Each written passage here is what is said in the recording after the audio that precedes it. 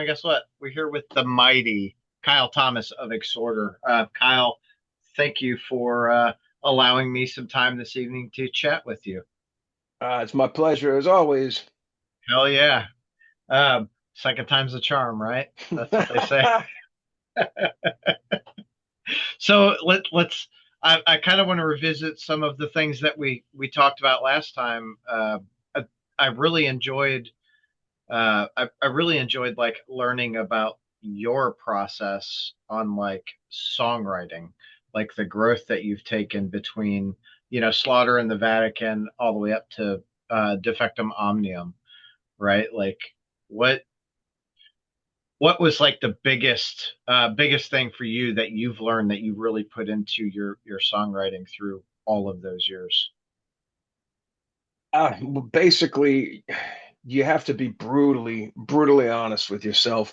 Sometimes that's not easy to do objectively when you're listening to your own creation. We always are quick to critique something that we hear on the radio or watch live, or when we're shopping for something and giving it a listen before you finally decide to take the plunge and make the purchase. For me, not getting married to the first thing that rolls out of you, whether it's a riff, vocals, lyrics, you've got to keep throwing at the wall, keep throwing it at the wall and seeing if it sticks is one of the best ways I can put it. Uh, if you've got 6 or 8 parts in a song and maybe 4 to 6 of them are really turning you on, but a handful of them just kind of feel like it's just there, then you have to ask yourself the question, would I spend money on this? And if the answer is no, then you've got to get rid of it or take it and maybe adapt it a little bit, mess around with it, see if you can turn it into something that does have a home within the song. Otherwise, yeah, I think you just end up with subpar product if you aren't sitting there going, yeah, really like this. I really think this stands alone. That's a very important part of the process for me.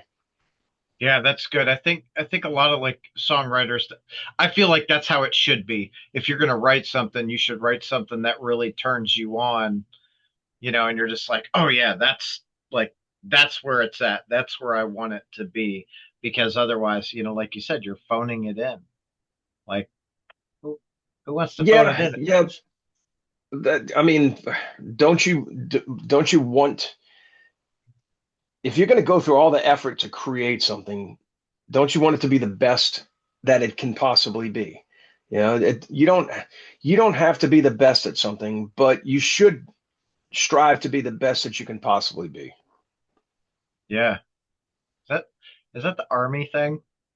I don't know. Like, it's just something, it's some advice I got when I was a young parent. My first uh, couple of kids, that one of them was still a baby and the other one, not even in school yet.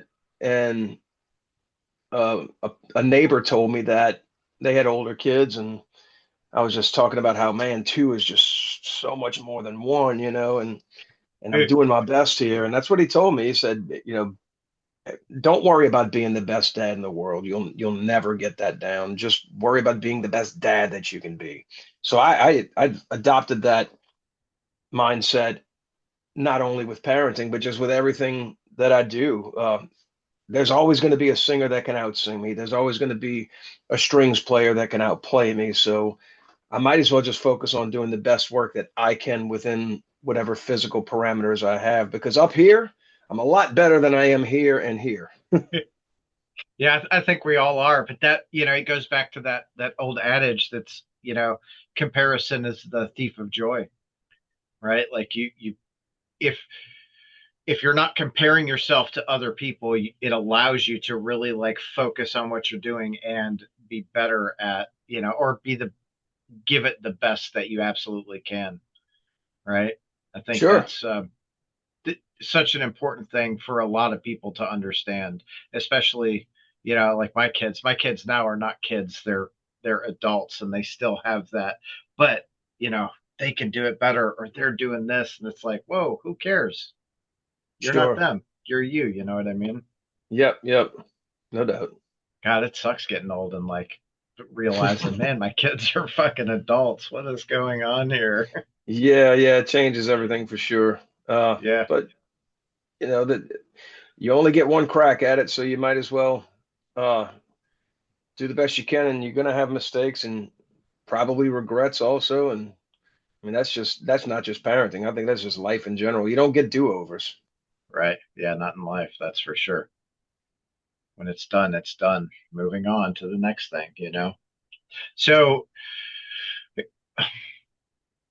one thing I think a lot of people notice with you and your voice particularly, like through the years, and I'm just talking Exhorder specifically, like your voice has really not even talking about production quality, but where you're at as a vocalist now compared to Slaughter and the Vatican and the Law, like I feel like you've really grown into your voice and learned how to use it. I don't, that sounds like you didn't know how to use it then, but No, I understand what you mean. you I know, do. I was. A lot of people may not realize just how young I was, how young the band was when Exhorder first formed. When by the time I joined, I had just turned 16 2 months prior, and within the band at that time, there were two 17-year-olds, an 18-year-old, and a 22-year-old. So we're kids, if you want to be really fair and honest about it. Without a doubt, we were kids. So um, I had had a few years of experience in jamming in bands at that point, maybe 2 years, and I had a lot of music lessons in my life at that point, being a trumpet player from third grade till through seventh grade, and then at 13, like right before I turned, no, I was 13, right before I turned 14, I got a bass for Christmas, and really, really went crazy on that. I loved the bass, so I was a good student of the bass, and then when I started jamming with people, people figured out that I could sing, so I went and joined the school chorus as part of my curriculum. I went to class every single day for chorus. And it takes a while to put all of those pieces together and have it serve you in your creativity and the process and all of this. So I want to say it really wasn't until I was maybe in my mid late 20s that I really started kind of putting it all together, and that choral singing environment started infusing its way into my rock environment. And once I totally put the pieces together, all bets were off. And ever since then, I've just worked on becoming better and better at what I do. Paying attention to details in production, making sure I'm not sharp or flat when I'm tracking my vocals. These things are really important. And if no one's ever taught this to you, unless you're just like inherently that good, you almost always need to have somebody there to help guide you through it. So I'm at a point now where I don't really need anyone to guide me through it. I'm hard enough on myself as it is, and I record here in this room. So when I do, I can go take after take after take after take until I get it right. nice. So do you work on it, or through the years, did you put a lot of work into the control of your voice? Because it's again, the control, like the direction you take it, even live and in the studio, I think it's fucking solid. A lot of that mostly just comes to my choral background. The fundamentals I learned there, I teach to other people now. I've got a body of students from like basically one, two, three, so far four different continents, five. No, yeah, about four continents. I think I haven't taught anybody in Africa yet. So, um, but I'm willing. So, um, I think teaching those fundamentals and practicing what I preach with the fundamentals that I teach are really paramount to um, the longevity that I've had, the when I go on tour, my stamina, my constitution, these things plus sufficient rest and not compromising myself. If I do all of those things and stay healthy, I can do whatever I want vocally. Right on. It's I don't think a lot of people, well, at least when you're young, you don't take into account all of those things, especially young in a band. It's like, oh, let's party and, do whatever. So you're smoking, weed or cigarettes or whatever and drinking and that shit, man, it Yep. wrecks your voice. Well, I, I to be fair, in moderation, no. But if you're in excess and running your constitution down, all those things, and additionally, sharing a joint, sharing a drink, sharing a sandwich, sharing a microphone, these are big no-nos for a singer. I can't stress how important it is if you're a singer to own your own microphone, have a second windscreen so that you can pop that thing off and wash it and let it dry for a day, swap them out, do that a few times a week, and you're going to be okay. But relying on a microphone that's been shared all night long, would you share your own toothbrush? I don't. No, no, definitely don't. Keep that. Exactly. That's funny. That those are good things for all the younger folks out there that are just getting in or looking to up their fucking vocalist game. So let's switch gears from your voice. Um, Tour coming up starts on the 29th of this month, so 9 days away. You guys are Yes. are obvious starting in Lafayette, Louisiana, and ending in Hobart. Did I said Louisiana, right? Yep. You said, yeah, Okay. Lafayette, Louisiana. That's correct. Yeah. I was just thinking like because you end in Hobart, Indiana, and I was like, oh shit, I hope I didn't say Lafayette, Indiana. No, no, I think you got, at least I heard it Cool. that way. Yeah. Cool. Yeah. That's what I get for getting in my head. Is there a date on this tour that you're really looking forward to going to hitting? Well, I always love going back to places we played and started building.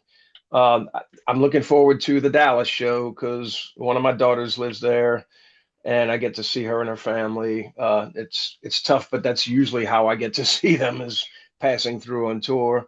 Um, Additionally, I like going to places we haven't been yet. I'm always excited to see what our value is in a town we have not yet played. So there's several of those on this trip that we have not uh, been able to get to up to this point. So that to me is one of my favorite parts of hitting the road is new territory. Right on. What's been the coolest experience for you or the most unique experience in the town that you haven't been to? Oh, that's an interesting question. God, I don't know. There's so many places, and you're talking about a lot of years. So let me just see if I can come up with, every once in a while you pop up in a town that you've never been to a packed room. And that's always like, whoa, I didn't know we were this popular here. That happened to us last year in, what is it, Morgantown, West Virginia. We uh we played a show there. First time I'd ever really even played a show in West Virginia. And it was a Friday night. What is it, the 123 Club there? And it's a legendary club, like all the like all the punk and hardcore bands played there back in the 80s, I think. So for me, when I walked through there and I saw all the old flyers and stuff, I was like, oh wow, this place is sacred. And I don't know, I want to say I don't think it was a sellout, but it was packed. This place was jumping. And before we went, but like before doors, they were lined up down the street almost to the end of the block. And I was like, oh, this is going to be a good one. And that's when you get Yeah. excited, when you realize they're hungry for it, they're here, they're turning out, and by the time you get on stage, they're so worked up that it's like being served a cabbage ball directly over the plate, low speed. You know, I'm gonna hit this ball. Yep. Yes. Yeah. That's, those are always really cool. And it's super important that you've got great openers to really, set that whole night up. Like you guys are, this time going out with Ringworm and Lewicidal and I'm Phobia. Phobia and Slow Hole. That's right. Yep. Yep. Yeah. So Lewicidal, Phobia, and Ringworm are all stalwart veterans of this industry. Lewicidal members, original OG members of Suicidal Tendencies, who are one of the bands that I cut my teeth on when I started welcoming punk and hardcore into my life. And really, they helped bridge the way for me to get into more deeper punk, like more true punk than just like crossover. So for that, I'm grateful and honored to be sharing the stage with these guys, and I know they're badass. They've got Rocky George in the band. Of course they're badass. And so I'm looking forward to that. That should be fun. Phobia, I think, started maybe 5 years after we did, and they're grindcore legends. Ringworm, I can remember being in Alabama Thunder Pussy in the early 2000s playing through the Midwest, and everybody's talking about Ringworm. Everybody was talking about Ringworm back then. So here we are now. They're still chugging it out. So they're going to replace Lewicidal when Lewicidal drops off after, I think, Colorado and heads back home. And they're going to ride the rest, I think, 5 shows out as direct support. Slow Hole's joining us for every show. It'll be just us and Slow Hole in Lafayette, Louisiana, next week. So this is a band you don't want to sleep on. They're a young up and coming band, very, very interesting to watch. We played a show with them last year. I was blown away. I told them that if there was a way to have a three-way bastard child between Butthole Surfers, I Hate God, and Sonic Youth, that child would be Slow Hole. That is so amazing. What a weird like mix that Yeah. And I love it because all the bands are quite different from each other. It yeah. beats going to a show and seeing 4 or 5 bands that all sound the same. I can't stand that. Yeah, I mean that I think now we're actually in a place, or maybe I think the crowds are more welcoming to a lot more like mixed genre bills. Yes. And it's cool because as a music fan, I'm sure you'll attest, like you go to a show, if they're all different, you're curious what each one of them do, like what Yeah. do they do? So you're like intently listening. Yes. So Yeah, for sure. So like it's like for the longest time, packages were put together with nothing outside of that genre. And I don't know, for whatever reason, there was a period where they felt safe staying in that box, and it always drove me crazy. But when I was a kid, before I even started going to concerts, man, you would see a bill that was like Rolling Stones, Earth, Wind and Fire, Van Halen, Heart, the Neville Brothers, and these are all bands that I love on the same bill. Very, very different eccentric. genres. Yeah. Yeah, yeah. So um, because of that, I've always kind of, when we would put shows together in the early Exhorder days, coming up on the punk scene as we did, we felt that safety net of being different, then I think that was a quicker process for the punk rock community than it was for the metal community. The metal community really resisted us for a long time here in New Orleans first until they finally couldn't deny it anymore. And then they came to the dark side.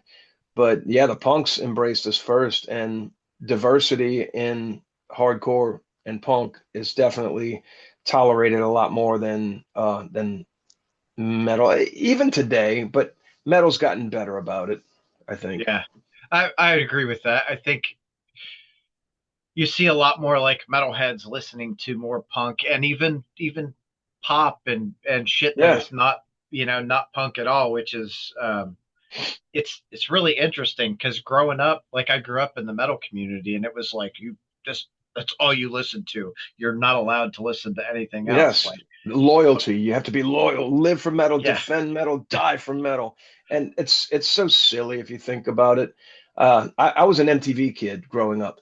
And so they didn't have a lot of content back then. So you might see The Who, followed by um, Missing Persons, followed by Vandenberg, followed by uh, some old Led Zeppelin footage or something.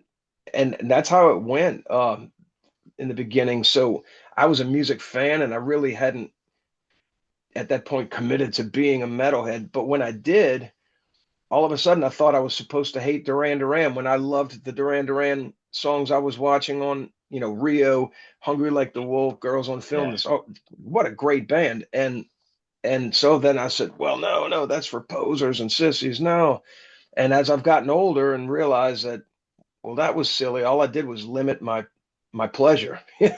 So yeah, fast forward to today when I sing for a new wave tribute, and we're doing a lot of material from that era. We're doing Devo, The Cars, Duran Duran, The Cure, The Fix, uh, Depeche Mode. And so a lot of the people that grew up watching me play here, playing only metal, they come to the shows now, and you see these old metal folks coming in. They're like, "Man, I didn't know it was okay to like this stuff." And I said, if 15-year-old me could see me right now, he'd probably punch me in the mouth. yeah.